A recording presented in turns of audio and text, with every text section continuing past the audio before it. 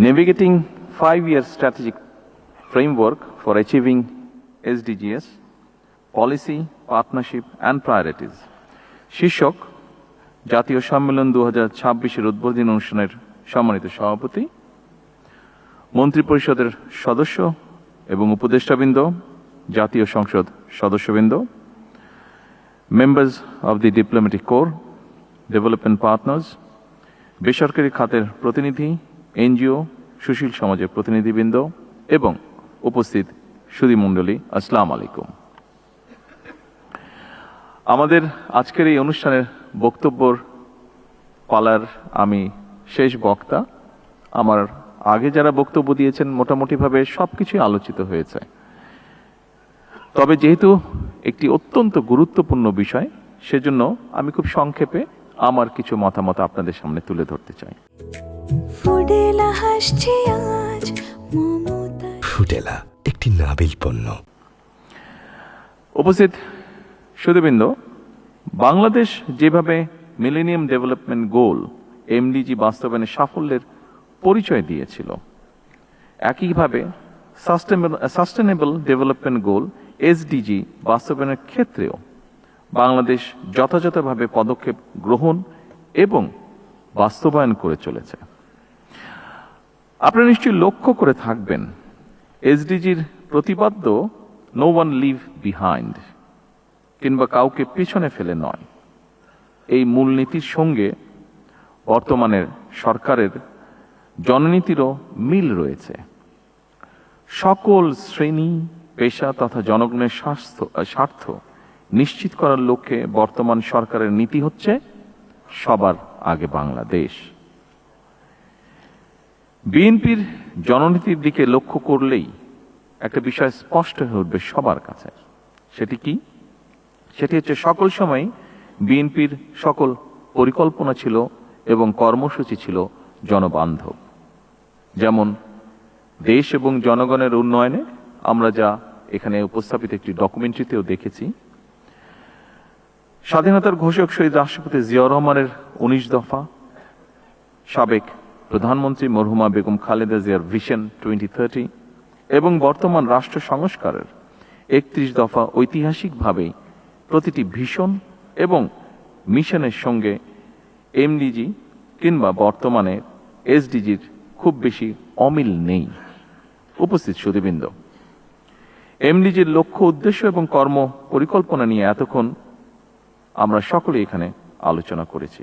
আপনারা সবাই জানেন, দীর্ঘ 1.5 দশকের বেশি সময় ধরে ফ্যাসিবাদী শোষণ শাসন বাংলাদেশকে একটি ঋণ নির্ভর এবং আমদানি নির্ভর ভঙ্গুর রাষ্ট্রে পরিণত করেছিল।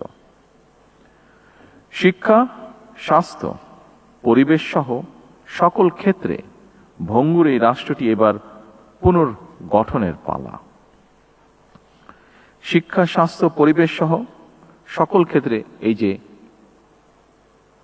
পুনর্গঠনের এই পালা, দেশ এবং পুনর্গঠনের এই যাত্রা পথে অবশ্যই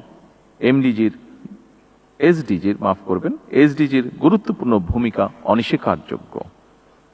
এবং এরই অংশ হিসেবে জনগণের সমৃদ্ধি নিশ্চিত করার লক্ষ্যে বর্তমান সরকার 5 বছর মেয়াদী কৌশলগত অর্থনৈতিক কাঠামো বা 5-year স্ট্র্যাটেজিক ফ্রেমওয়ার্ক বাস্তবায়নের পদক্ষেপ গ্রহণ করেছে। এই ফ্রেমওয়ার্ক দেশের জাতীয় উন্নয়ন পরিকল্পনাকে জাতিসংঘ ঘোষিত টেকসই উন্নয়ন লক্ষ্যমাত্রা বা এসডিজির সঙ্গে সমন্বিত করেছে। বর্তমান সরকারের গৃহীত সংস্কার ও উন্নয়নের 5 স্তম্ভের মাধ্যমে দারিদ্র্য বিমোচন, সার্বজনিক সামাজিক সুরক্ষা, মানসম্মত শিক্ষা এবং স্বাস্থ্যসেবা, জেন্ডার সমতা এবং জলবায়ু সহনশীলতা এবং সুশাসন এসডিজির এই মূল অগ্রাধিকারগুলোই প্রতিফলিত হয়েছে।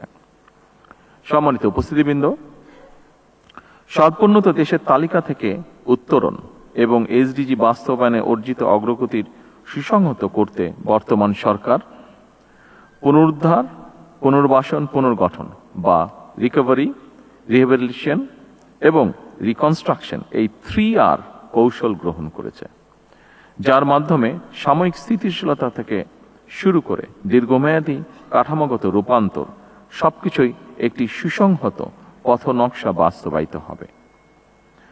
জনগণের রায় বর্তমান সরকার গত 17 ফেব্রুয়ারি সরকার গঠনের পরদিন থেকেই নারীর সামাজিক এবং অর্থনৈতিক ক্ষমতায়ন নিশ্চিত করতে ফ্যামিলি কার্ড, কৃষকের স্বার্থ রক্ষায় কৃষক কার্ড, জনস্বাস্থ্য এবং চিকিৎসা সেবা সহজ করতে ই হেলথ কার্ডের মতন একাধিক সামাজিক সুরক্ষা কর্মসূচি বাস্তবায়ন প্রক্রিয়া চলমান রয়েছে। এর মাধ্যমে প্রান্তিক কৃষক, স্বল্প আয়ের পরিবার এবং ঝুঁকিপূর্ণ জনগোষ্ঠীর কাছে সরাসরি ভর্তুকি, কৃষি উপকরণ, আর্থিক সহায়তা এবং স্বাস্থ্য সেবা পৌঁছে দেওয়ার পরিকল্পনা গ্রহণ করা হয়েছে। এর পাশাপাশি স্পোর্টস কার্ড, সারা দেশে ইমাম, মুয়াজ্জিম এবং বিভিন্ন ধর্মের ধর্মীয় গুরুদেরকেও সম্মানী ভাতার আওতায় আনার পরিকল্পনা আছে এবং এর ভেতরে সেগুলো বাস্তবায়নের কাজ শুরু হয়েছে। অর্থাৎ কোনো না কোনো উপায় দেশের প্রতিটি শ্রেণী পেশার মানুষের কাছে সরকারের সহায়তা নেটওয়ার্ক বিস্তৃত হচ্ছে ধীরে ধীরে। এভাবে চলতি মেয়াদের মধ্যেই পর্যায়ক্রমে সম্ভাব্য প্রতিটি নাগরিককে সামাজিক সুরক্ষা বলয় এবং অর্থনৈতিক সহায়তা কাঠামোর আওতায় আনার পরিকল্পনা এবং বাস্তবায়নের সুচিন্তিত পথনকশা সরকারের রয়েছে। সম্মানিত উপস্থিতিবৃন্দ, এসডিজি ভিলেজ কার্যক্রমের অংশ হিসাবে আমরা এখনো তাদের সাথে কানেক্টেড আছি। বাংলাদেশের 3টি জেলার 3টি উপজেলায়, যেমন রাঙামাটি কাপ্তাই উপজেলার মিতিঙ্গাছড়ি, খুলনার দাকপ উপজেলার পানখালী এবং দিনাজপুরের বোচাগঞ্জ উপজেলার নাফনগর, এই 3টি গ্রামকে এসডিজি স্থায়ীকরণের একটি পাইলট মডেল হিসেবে প্রাথমিকভাবে বাছাই করা হয়েছে। এই গ্রামগুলোতে ফ্যামিলি কার্ড, হেলথ কার্ড, কৃষক কার্ড, ক্ষুদ্র ও মাঝারি উদ্যোগের ঋণ, স্কুল ড্রেস, মাদ্রাসা ভিত্তিক শিক্ষা, নবায়নযোগ্য জ্বালানি, গ্রাম পর্যটন, blue employment, one village one product, বৃক্ষরোপণ, খাল খনন এবং ইকো ট্যুরিজম সহ বিভিন্ন কর্মসূচি একযোগে পরীক্ষামূলকভাবে বাস্তবায়ন করা হবে এবং এর প্রভাব পর্যবেক্ষণও করা হবে। এই উদ্যোগের সাফল্যের ভিত্তিতে ভবিষ্যতে সারা দেশের অন্যান্য গ্রামেও এই মডেল সম্প্রসারিত করার পরিকল্পনা রয়েছে সরকারের। আমি আশা করি এসডিজি ভিলেজ বর্তমান সরকারের নির্বাচনী অঙ্গীকারকে একটি আন্তর্জাতিকভাবে স্বীকৃত ডেভেলপমেন্ট মডেল হিসেবে বিশ্বের সামনে তুলে ধরার একটি দৃষ্টান্তমূলক প্ল্যাটফর্ম হিসেবে গড়ে উঠবে। সম্মানিত উপস্থিতিবৃন্দ, কোনো একক মন্ত্রণালয় বা বিভাগের মাধ্যমে এসডিজি বাস্তবায়ন সম্ভব নয়। এর সফল বাস্তবায়নের জন্য প্রয়োজন সরকার, বেসরকারি খাত, উন্নয়ন সহযোগী, এনজিও, সুশীল সমাজ, গণমাধ্যম এবং প্রতিটি নাগরিকের সম্মিলিত সহযোগিতা। আমি আশা করি 3 দিনের এই সম্মেলনে প্রতিটি সমন্বয়কারী মন্ত্রণালয় ও বিভাগ তাদের অভীষ্ট ভিত্তিক অগ্রগতি, চ্যালেঞ্জ ও ভবিষ্যৎ করণীয় নিয়ে আলোচনার মাধ্যমে বাস্তবসম্মত এবং সময় উপযোগী কর্মপরিকল্পনা ও পদক্ষেপ গ্রহণ করবেন। আগামী দিনের কর্মপরিকল্পনায় কয়েকটি মৌলিক বিষয়ে সরকারের দৃষ্টিভঙ্গি স্পষ্ট। একটি গণতান্ত্রিক রাষ্ট্র যেখানে থাকবে অবাধ নির্বাচন, আইনি শাসন এবং প্রাতিষ্ঠানিক জবাবদিহিতা। একটি মানবিক রাষ্ট্র যেখানে স্বাস্থ্য, শিক্ষা ও নাগরিক অধিকার হবে সার্বজনীন এবং একটি কল্যাণ রাষ্ট্র যেখানে প্রতিটি নাগরিকের অর্থনৈতিক সুযোগ ও আন্তঃপ্রজন্ম ন্যায্যতা নিশ্চিত থাকবে।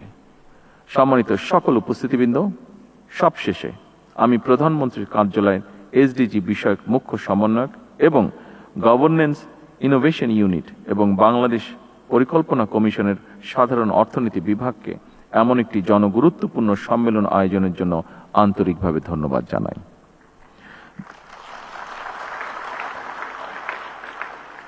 2030 সাল নাগাদ টেকসই উন্নয়ন অভীষ্ট লক্ষ্য অর্জনের লক্ষ্যে আসুন আমরা সবাই দৃঢ় সংকল্প নিয়ে কাজ করি। আমি জাতীয় সম্মেলনের সাফল্য কামনা করে এসডিজি ভিলেজ কার্যক্রমের উদ্বোধন আনুষ্ঠানিকভাবে ঘোষণা করছি। ধন্যবাদ। আল্লাহ হাফেজ।